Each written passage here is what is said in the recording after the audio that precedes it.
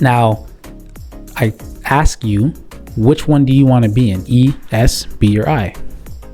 Which one do you want to be in? And which one makes the most sense for you? Because depending on which one you want to be in, that will determine the actions, the effort, and the energy you're going to have to put forward. That's going to determine the price you are going to have to pay. It's not something that's free. We don't decide I want to be an investor and you just end up with investments accounts with millions of dollars in there. You don't decide I want to own a business and operate a business and you have a business that's working for you with proper systems and the proper people working the system. That's not how it works. We have these things, these goals we want to achieve. But at the end of the day, what efforts are we putting forward to get to these goals, to accomplish these things, right?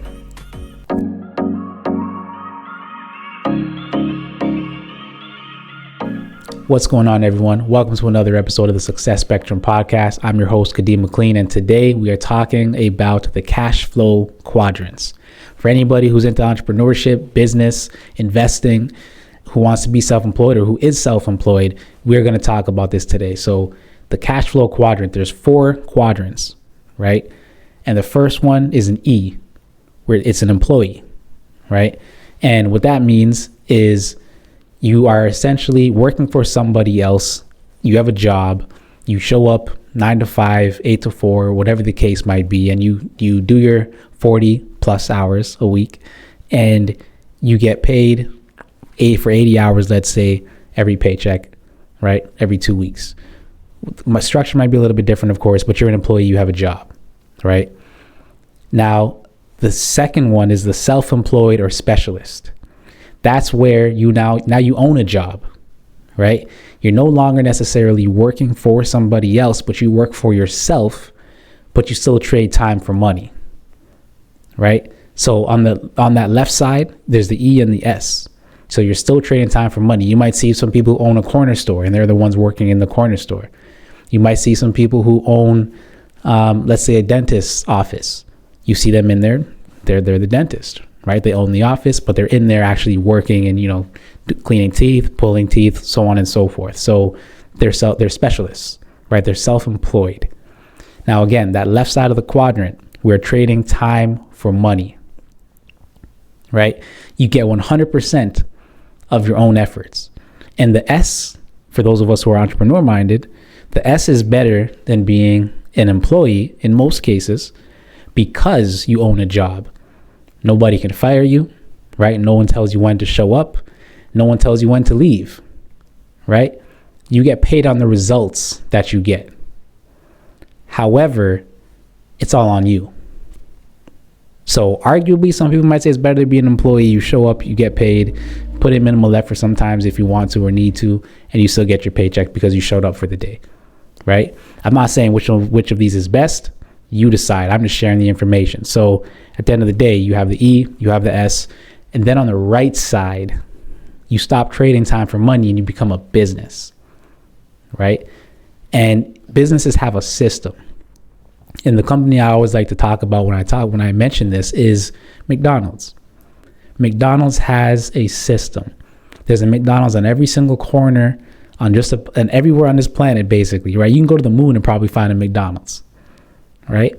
Ray Kroc and his family created a dynasty. They created something huge. McDonald's. When I say that name, anybody listening to this, you know McDonald's. Whether you've eaten it or not, different story, but you know McDonald's. You've seen the M, right? The golden arches. And the thing that's so great about this, I never met Ray Kroc. I never met Ray Kroc's family. I never met anybody in their lineage. But I know McDonald's. And I have McDonald's all around where I live, as do you probably. Guess what? They've probably never stepped foot inside of any of the McDonald's near us, but they still get a portion of every burger, every fries, every drink and combo that's sold because they created a system where they plug people into it. And those people that they're plugging into that system, they work the system, a very simple system. And then, of course, the Ray Kroc family or the Kroc family, they get paid, right? Whether it's in India, whether it's in Jamaica, whether it's in Africa, China, wherever the burger and fries are sold, their family gets a portion of it. That's a system. They're not trading time for money, and they're not getting 100% of their own efforts, like the E and the S, but they're getting, let's say, 1% of 100 people's efforts. Which would you rather? 100% of your own effort or 1% of 100 people's efforts? I know which one I want. And if you're listening to this and you are of an entrepreneur mindset, I know which one you want as well. You want 1% of 100 people's efforts because they can put in a little bit less. You can put in less, but you still get to that 100%. And you don't even have to step foot inside of there. You're not trading time for money, right? Walmart, another great system. Amazon, another great system, right? All of these places, like Walmart, for example, they take products from other companies, they put them into their store, and they sell them.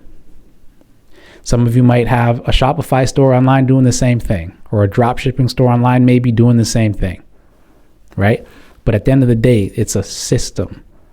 You don't have to show up, per se, to trade time for dollars, right? And then the question I'll ask you is, where do you think most of the money in this world is? Employee, self-employed, business, which is the B, right? And then the last one is an I, investor. Now you have money working for you, right? That's the right side. Investor, you got money working for you. And now a word from our sponsor. If you want to learn to amass your wealth in stocks, bonds, real estate, in commodities, if you want to learn how to protect your wealth or transfer generationally down the line in the way that you want it to be transferred, this book right here is a must read for you. The Legacy of a Silver Spoon: Managing Wealth and Relationships by Al Compton. You must get yourself a copy because you need it. If you want to do anything that I just mentioned, without reading this book, you're not going to be able to do it in the way that you want to get it done. You might not even know that there's different types of trust or which type of trust you need. This book will help you in determining that. You might not even know what a stock is or what a bond is. This book will teach you every piece of information you need to know financially to get you from where you are to where you want to be. Go ahead and click that link in the description to get yourself a copy. Now, I ask you, which one do you want to be in? E, S, B, or I? Which one do you want to be in? And which one makes the most sense for you? Because depending on which one you want to be in, that will determine the actions, the effort, and the energy you're going to have to put forward. That's going to determine the price you are going to have to pay. It's not something that's free. We don't decide I want to be an investor and you just end up with investments accounts with millions of dollars in there.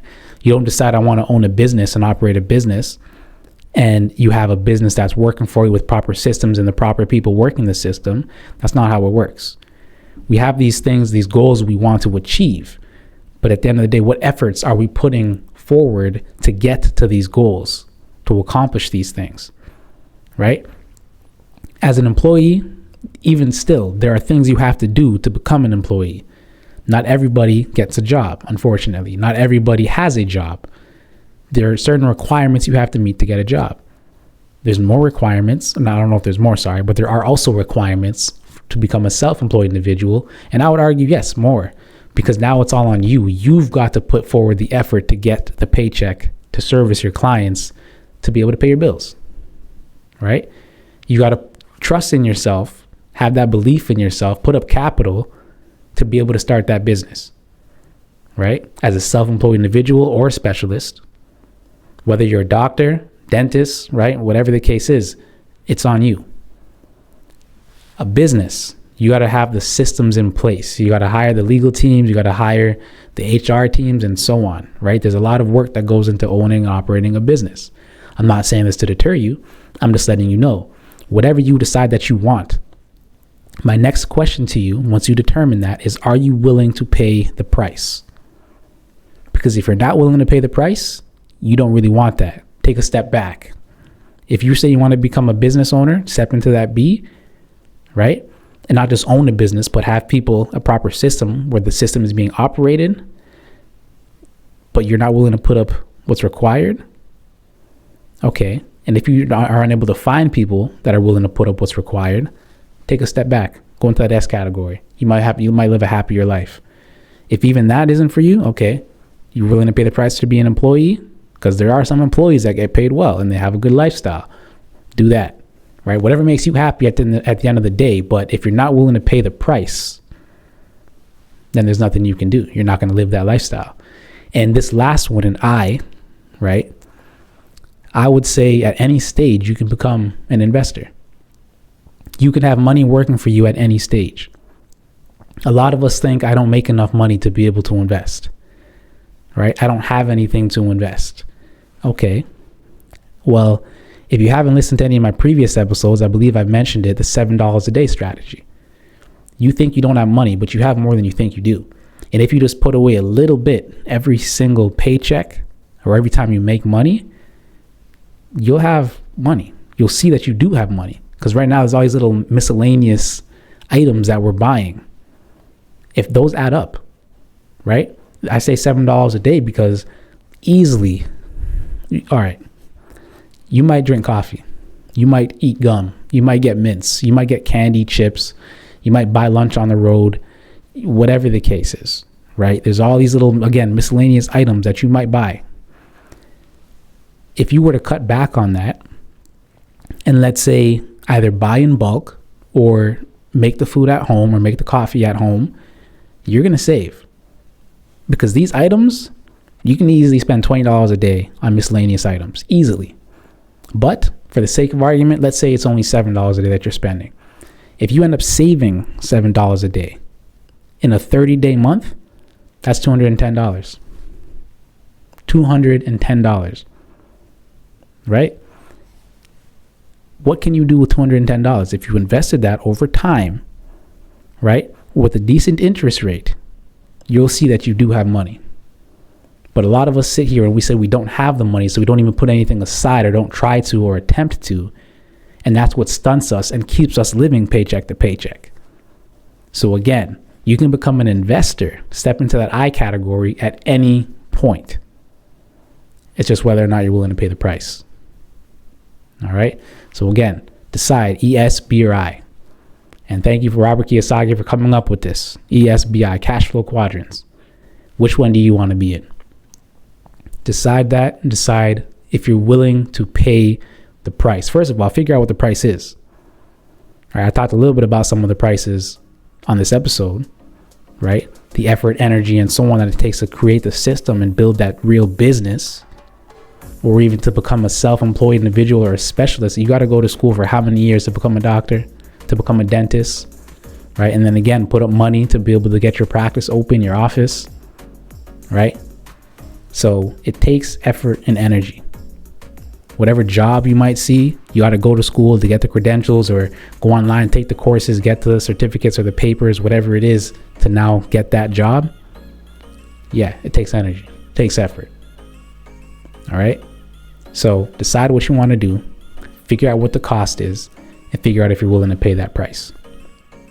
All right. That's it for me. Kadeem here, and I'll see you on the next one.